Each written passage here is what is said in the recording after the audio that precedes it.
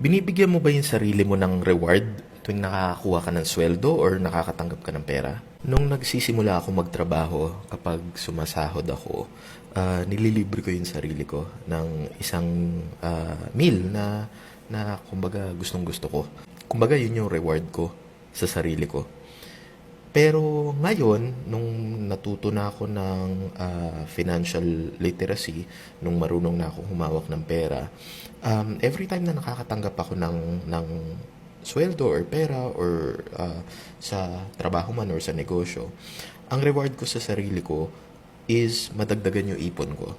And natutuwa ako na dahan-dahan tumataas yung pera ko dun sa ipon. Kumbaga, trinain ko na yung sarili ko na doon ako ma-excite. Dati na-excite ako na pag pagkuha ko ng pera, na-excite ako kasi kakain ako ng masarap. Pero ngayon, na-excite ako kasi nakikita ko yung pera lumalaki na lumalaki. Sa totoo, pareho lang yung kumbaga epekto sa akin eh. Yung tuwa ko pareho lang. Pero ang kinaibahan is that this time, sa ginagawa ko ngayon, mas maganda kasi yung pera hindi nawawala, hindi lumalabas sa akin na sa akin lang. Nakikita ko yung resulta niya.